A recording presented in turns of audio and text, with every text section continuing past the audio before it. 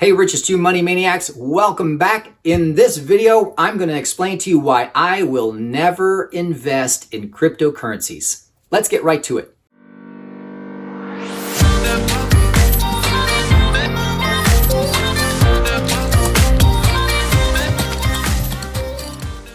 Hey, Richest, you money maniacs, Tom coming at you. Welcome back. In this video, I'm going to explain to you why, against what everybody else on the planet is suggesting, even Robert Kiyosaki, even Mike Maloney, I will never invest in cryptocurrency. Now, there's a couple obvious things that I'd like to point out first, which is it's electronically traceable, which means that every transaction that ever occurs on any cryptocurrency is forever historical record, which means that any government agency that wants to and can force by law the authority to go look at what my financial transactions were, it'll always be there for them to look at. When I give somebody a dollar bill or 50 cents or a $5 or $20 bill, no one knows where that came from before. Nobody knows where it's going next. In fact, it's none of their business. So that's the first and easiest reason. The second is that everybody says, well, those cryptocurrencies, Bitcoin and Ethereum and whatever, well, they're actually limited in supply. So they're scarce. There's only a certain millions, 26 million or 40 million of them. So you can only get so many. But if you really read the fine print, even on Bitcoin, the people who started Bitcoin can introduce more later if they want to. Remember something. If you're the creator of something, you have all the power. Remember the phrase that we're using a lot now? He who has the gold makes the rules. Well, if you created Bitcoin, you make the rules. And guess what? You tell people it's scarce until you just decide that, well, you don't want to make it scarce anymore. We're going to add another 40 million just because we can.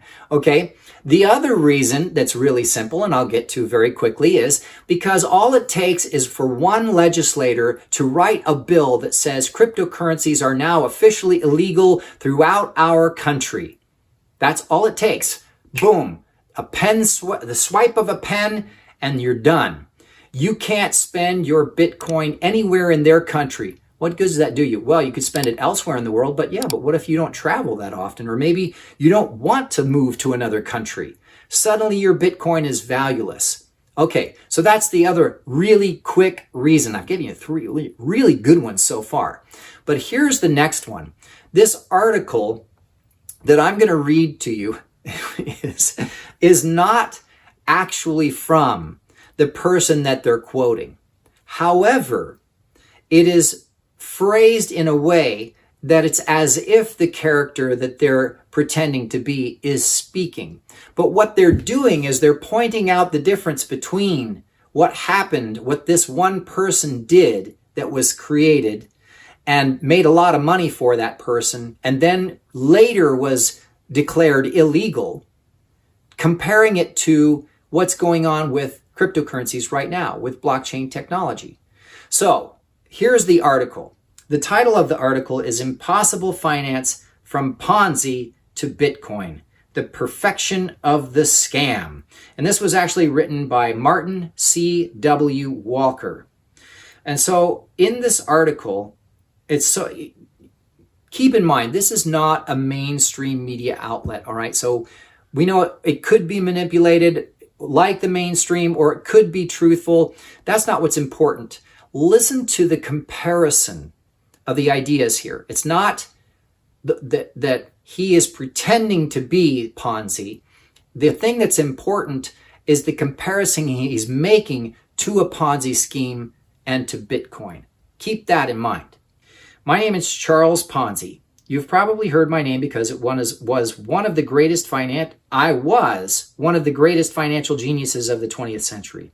My name is commonly applied to many innovative forms of finance, but you may not be familiar with all the details of my story. It really all began in 1919. I had a thorough apprenticeship in business before setting up my investment scheme. After arriving in North America, I worked as a waiter, bank manager, thief, and forger. But it was banking that really inspired me. While working at Banco Zarossi, In the charming city of Montreal, I learned from the CEO that if you guaranteed higher returns than alternative investments, people would literally force you to take their money. Many people at the time thought that guaranteeing higher than market returns was the path to ruin. After all, how could you guarantee that you would earn higher returns? This in-the-box thinking is typical of the conventional thinker. The clever solution is to pay investors attractive returns from the investments of the next wave of investors. This creates a virtuous circle where paying out the promised returns attracts ever more investors, which allows you to continue paying out returns and attract even more investors. The key thing is to run away with the cash before you run out of investors. I used to write a lot in those days, often back to Mama in the old country. My familiarity with the international postage gave me a deep insight into the economics of international reply coupons. When I wrote to Mama, I realized that I could send her one of these coupons, which she could exchange for stamps in Italy without having to pay. Then I discovered that coupons bought in most of Europe, which were much cheaper than coupons bought in the United States, or more importantly, the value of the American stamps a European coupon could be exchanged for. All you needed to do to become rich was buy coupons in Europe, send them to the US, exchange them for American stamps, and then somehow pocket the difference in value. That was the theory, but I never quite figured out how to do it. The great thing about finance, though, was it did not matter. All that mattered was that the story was believable.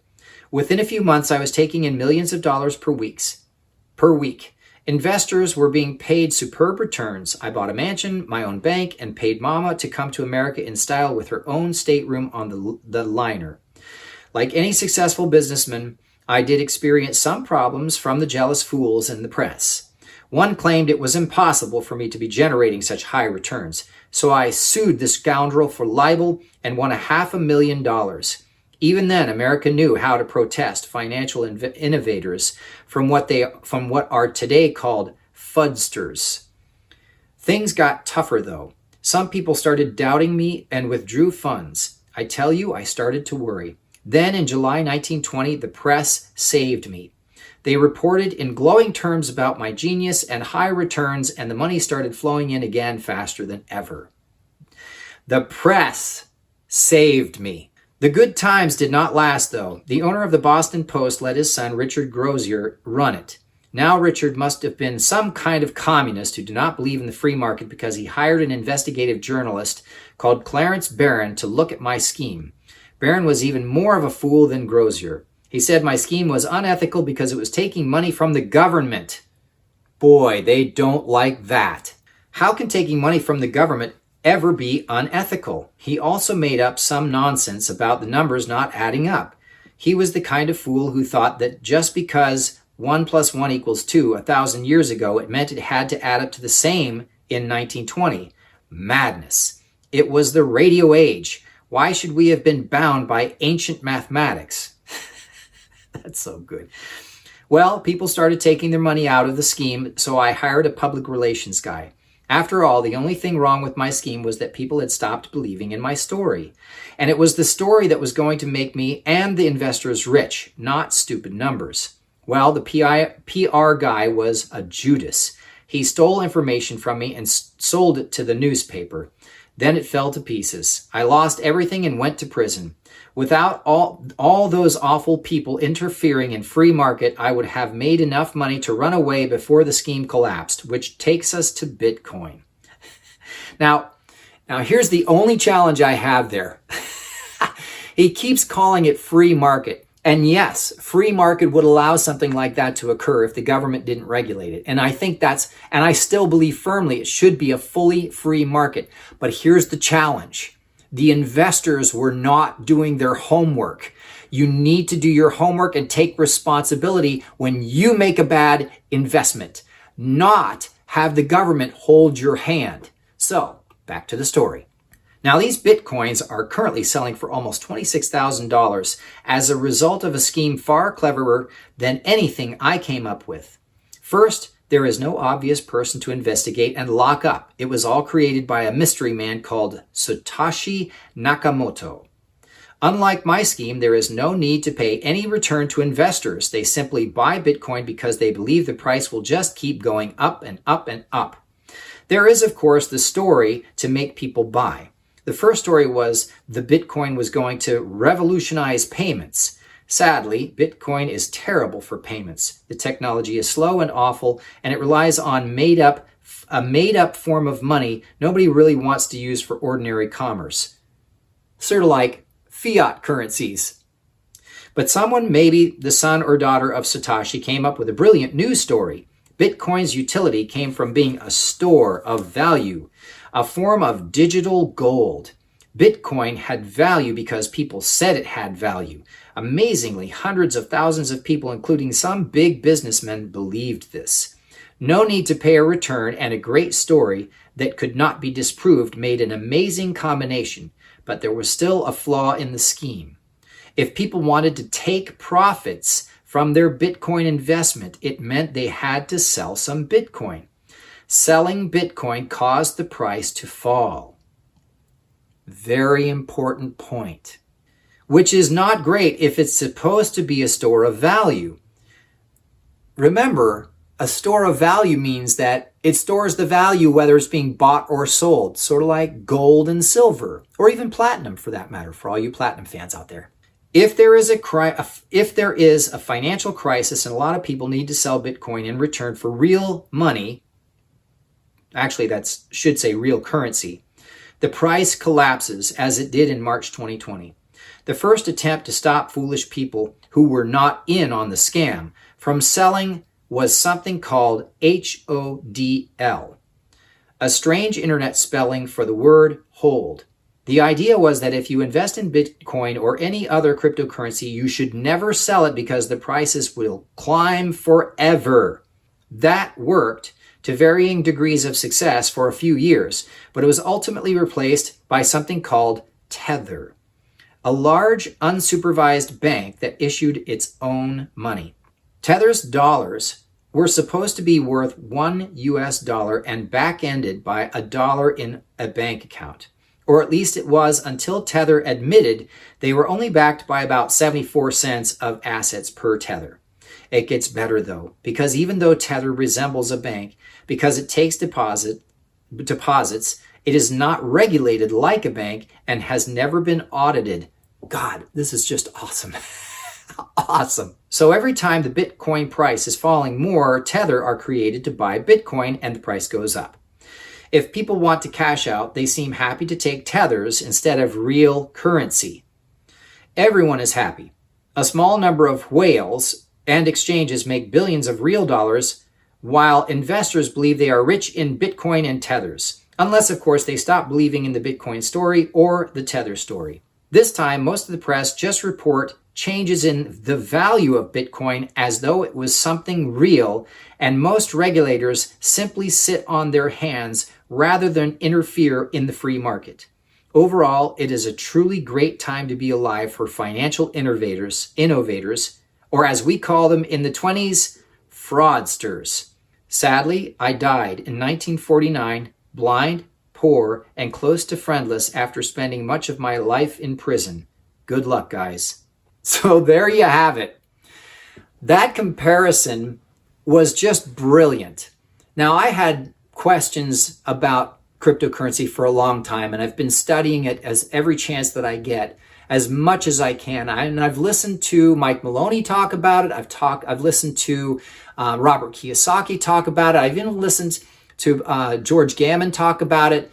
But the fact of the matter is, I will never knowingly, without being coerced or forced into it, put any of my value into Bitcoin at all. It's not going to happen. I will always use gold and silver and indexed universal life insurance pieces instead. Now, mind you, I have to, at this point, engage in a fiat currency that I'm not real happy about. However, I'm slowly changing that. So we can discuss that another time. In fact, actually, there's videos you can watch about that. But now you understand why I would never invest in cryptocurrencies. Now, here's the opportunity. Create an alternative. that actually does hold value, that actually is a store of value and is a digital gold of some sort. So all you money maniac geniuses out there, let's hear it in the comments. How would you do it? How would you create a digital gold that actually really behaves as a store of value and can also replicate the same functionality as real money? Not currency, real money. All right, you guys, I hope that you found this video helpful. If you did, please give it a thumbs up. If you haven't already, make sure you subscribe to the channel. And as always, remember the golden rule. He who has the gold makes the rules. So all you money maniacs out there, go get the gold.